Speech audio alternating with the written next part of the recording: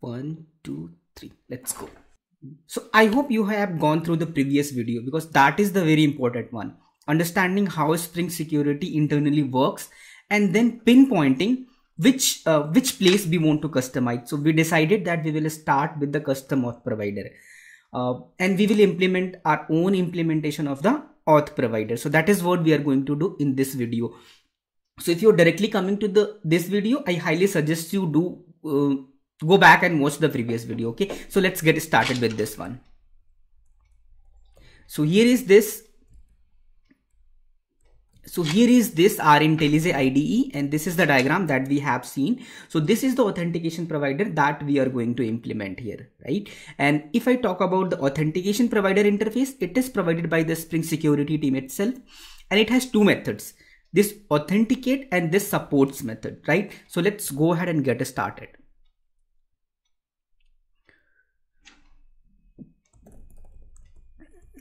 User auth. Let's give it name. Just some meaningful name. It should be there. User portal auth provider. So this is the name that we are going to give it. And yeah, I forgot to give the package name. So it should be service. It's something that is concerning with security. So we are going to put these things in a security package. Okay. All right. Good. So next I have to implement auth provider. That is what? Authentication provider. All right. It is not this one. Authentication provider. See, and rest of the things it is going to suggest us automatically. So these two methods that I have to implement. Okay. So authenticate and supports method that I have to. So let's start one by one. So we have this authenticate. So you know, all the authentication logic is going to happen here. So usually in the Spring Security chain, it forwards.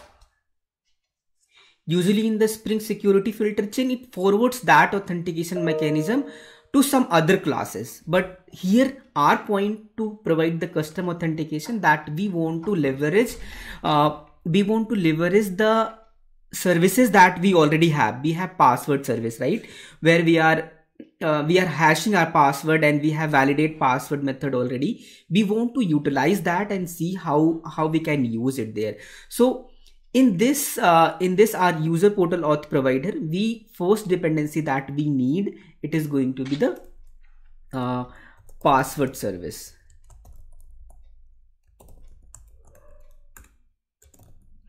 Password service is the one dependency which is going to take care of validating the user with the particular hashing mechanism that we have given it here. The next thing, we need one mechanism so that it can fetch the data from the customer repository. All right. So we have two options here. So we have user service, which is fetching the data from the service itself, from the user repository, or we can directly use this user repository reference in our user portal auth provider, and it can take care of that. It's up to us which way we want to go. So let's take this user repository directly into this one, because it's auth provider itself is a service. So here make it final also, and we are going to give it constructor, initializing both of these in the constructor. So when Spring is starting, application is starting, it is going to take care of injecting these dependencies in this one.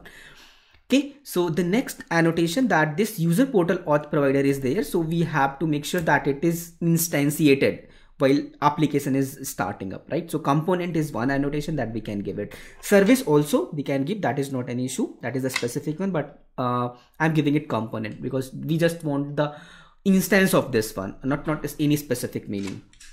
Okay, so coming to this authenticate. So authentication here, what informations it can give us? It can give us authentication dot get principal and dot get not this one, actually get name, and here dot to string. It is going to give me the username. Whatever when form is presented, auth login form is presented, you are going to give a value login username and password, and that username is going to be this one, authentication.getName.toString. Okay. So it is actually automatically converted into that. It doesn't need to be given. It can take care of that one. Okay. So based on that username, we want to fetch the details from the user repository. So user repository has one method, find by email, and in this one I can pass this username. Obviously I'm skipping the validation part when username is not valid, not this one, because there will be some username and you can put a validation with if username is null, directly written from here. Okay, so that validation I'm skipping here. So it is going to be of user type user. There are many user classes here, so we are interested in this one, which is our user.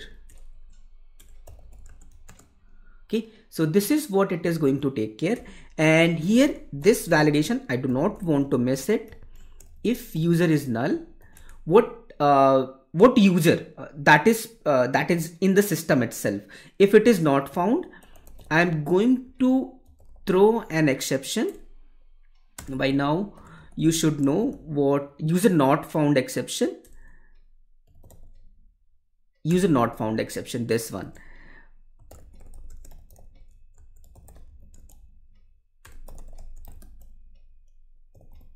With email or username, you can say. So we have email as a username, so I'm putting this one. So username. Okay, so this is the exception that it is going to throw, and its handling is already taken care in the exception handler. As you remember from the previous video, when we were getting the data, we have taken care of this one. When we have this user present in the system, we got this one, right? So the next thing is that we want to validate that one, right? So if password service, we have this method validate password. So what arguments it is taking? Let's see. The first one it is taking, which is present in the system itself. So whatever is in the system, the hashed password, super secret string, it is going to take. And the second one is the which user is passing to authenticate. So that is going to be here, authentication.get credential.get. Yeah, so this credential is going to have that information about password itself. Okay, so .to char array. If you remember that one, it is taking. Let me show you that validate password, what value it is expecting. Yeah, it's the string only. Okay, so not an issue. Just give it a string and it is going to take care of that. Okay, so yeah. So when we have this validate password, it is calling that one, and inside this one we already have seen these classes. When user is being registered with the system, this same instance of the argon2 is hashing that password. And the other one, validate password, we have not used so far, so that is what we are using in this video. It is going to verify that hash that is stored in the system and what user has entered here, right? So it is going to validate and give the response accordingly. So come to here, user auth provider. When it has validated the password and user is able to enter into the system, so we have to return something from here, right? So not this one. So it has to be some instance of authentication. So return type should be same. So if I show you this one, there is a specific implementation that I want to return here. You see username password authentication token. This is what I want to return. See how we can create the instance of this one. So we have principal and credential. These are the two things, two minimum things that we can pass it and create it, right? And another constructor is here. Username password authentication, principal, credential, and we have to pass the authorities here. Okay, and see the authorities concept, like it's about roles that user is able to perform or not. So I'm going to explain that. So let's see what it is doing with the authorities. Okay, so no authorities written, so it should not be a problem actually if we are doing it as of now null. So let's see that and see how it is behaving. Okay, important thing is principal. So we cannot use this constructor because it is setting the authenticated as false, but this is something that we do not want. We want authentication as a true one. Okay, so let's create this one. So username password authentication token dot new, and the first thing it is taking username, and second thing it is taking which one, okay, so second parameter was credentials actually. So let's pass that authentication dot get credentials, and last thing was the authorities. Let's pass it null as of now and see how it is behaving.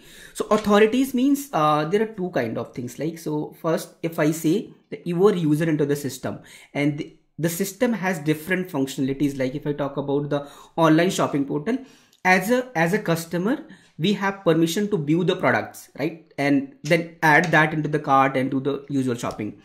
As an admin, as a shopkeeper, as a merchant, I should have permission to add the product into the system. So that is something which is defined by the rules that are given to the user. So normal user has user functionality, but merchant has that merchant rule which allows it to add the product into the system. That is what is taken care in the authorities and roles section. So let's see how it behaves in null, because we are not very much concerned about authorities as of now. So let's see only validation part. So let's see how it behaves. Then we'll give it, if it is not working, then we will give it some default authority as well. Okay, so this is what it is going to give us. Otherwise, what I want to it return. Otherwise, I can throw some exception because it is not valid one.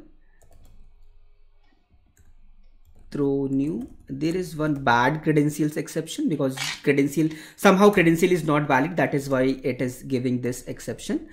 That is why it is not allowing this user to enter into the system actually. Okay, so login failed, or any message you want to give that enter correct username and password, so we can give that here. Okay, so this is what that is all that we have to give, and this is all the job of the authentication. And the next thing comes about the supports authentication. Okay, so this is what authentication dot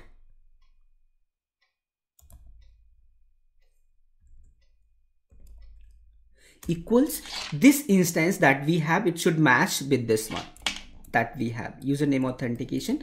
So because the return type of this one, when authentication manager is going to call supports method with this username password authentication token, only then this component user portal auth provider is going to come into function. Okay, that only then we will be able to get this authenticate method called by the Spring security filter chain. So I think we are done with all the implementation customization that we wanted to do. Let's see how it is behaving.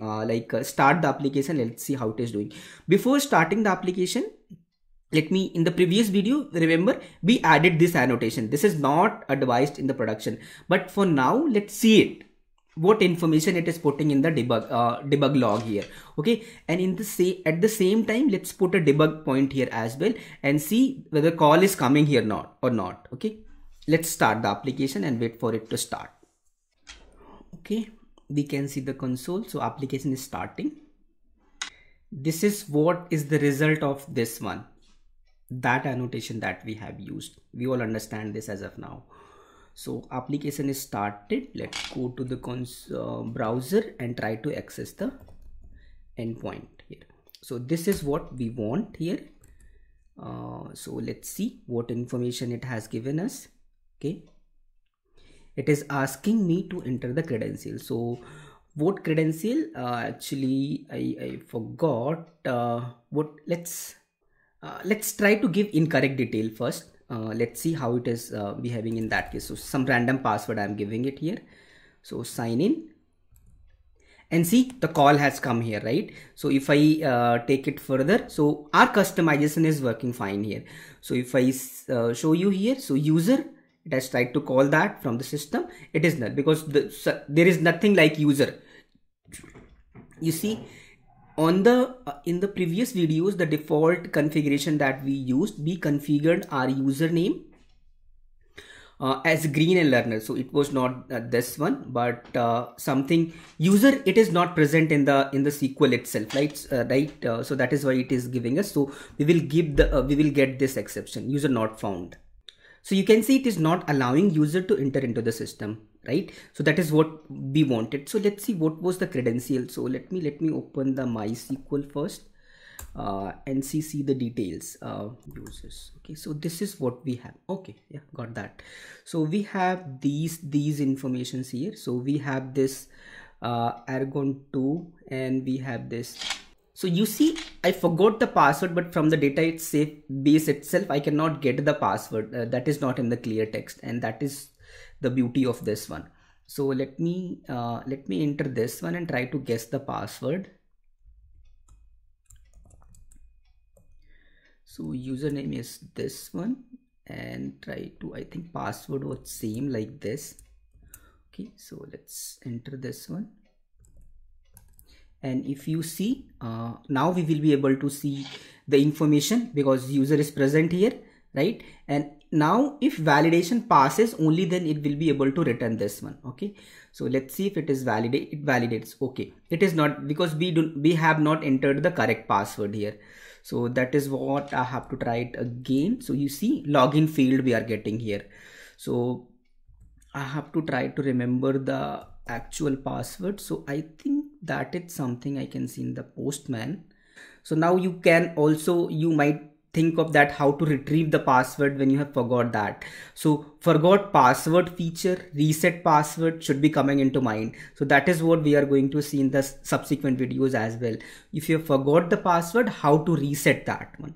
So that is what is going to be integrated in this service. Okay.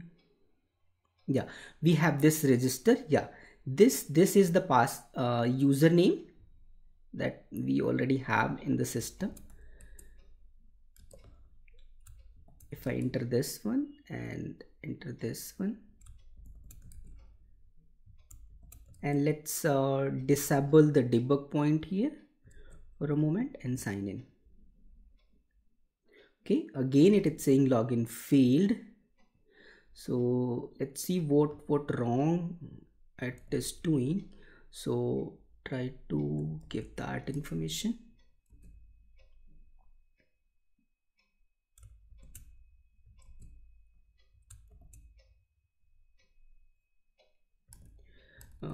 Come to the application and see user is present there. Yeah, fine. So username, what user details, let's see in the debug mode what user information is coming.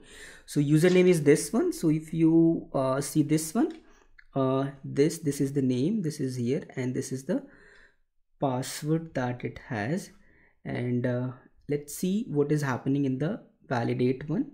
So let's go to the validate password and see user entered password and 0123. Okay, here password is this one. User entered password, I think something is wrong, like user entered password it is giving us here, but verify it cannot be wrong if we are passing the correct one. So let's try with some other username. It is failing means we are doing something wrong. So let's try with some other user that we have.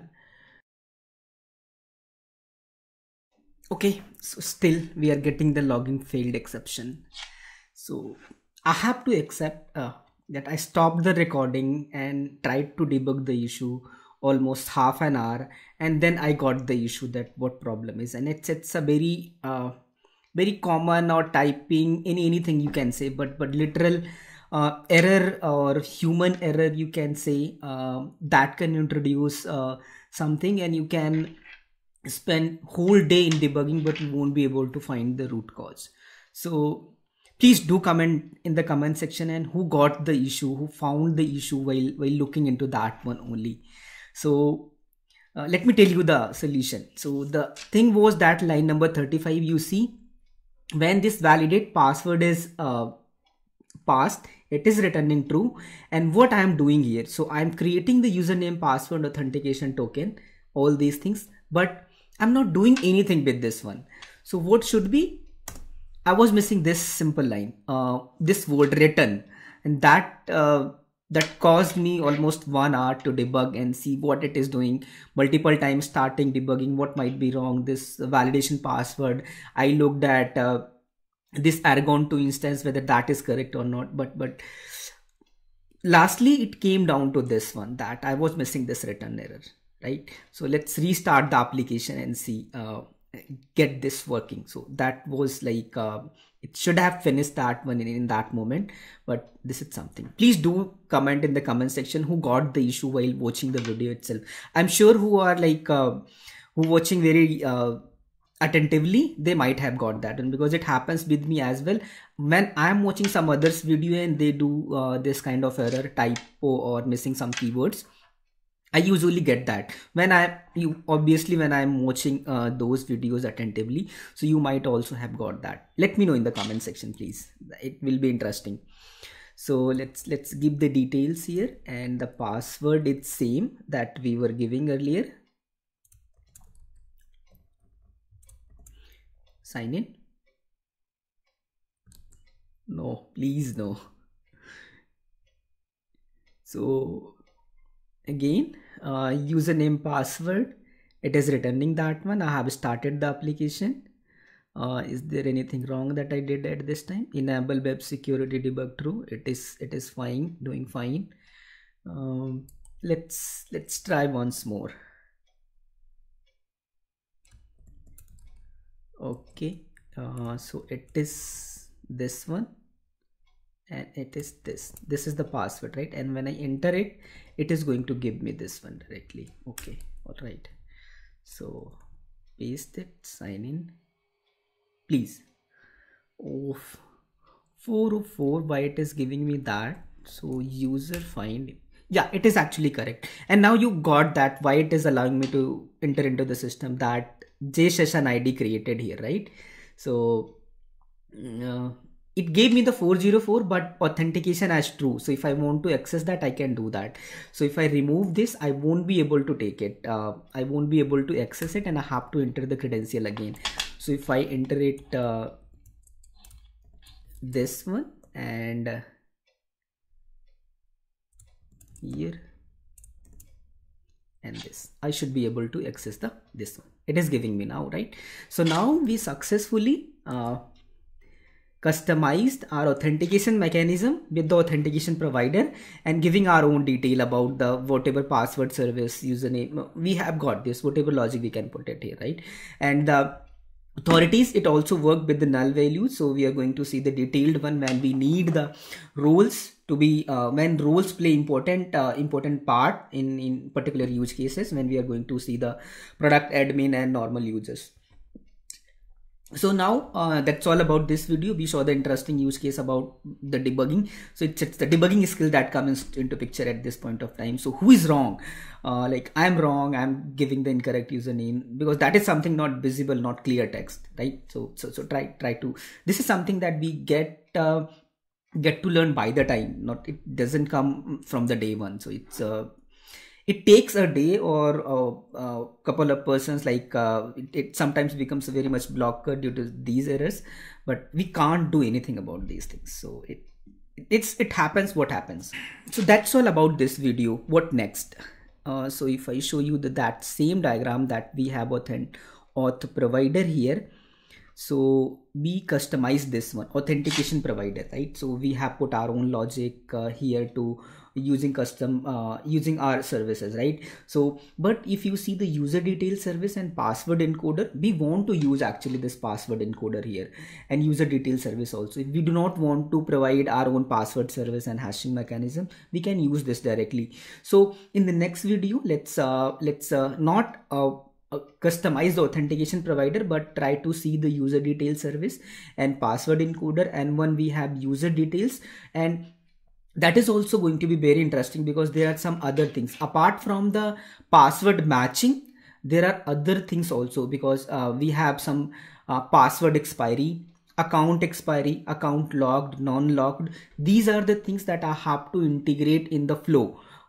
Before actually validating the password, it should take into account those things, other parameters as well, and those parameters agreements are provided in the existing one, so we are going to use that one. So we will not disturb the authentication provider that it is giving, but we will disturb this one, user detail service password encoder, down the line. So that's what it is going to help us, right? We can use this in our auth provider itself, so that is up to us. Anything we can write, you have got the understanding of this one, but as per individual need, it might be the case for some of us that we want to use this way, so I'm going to explain that way as well. Okay, so that's all about this one. See you in the next video with this customization.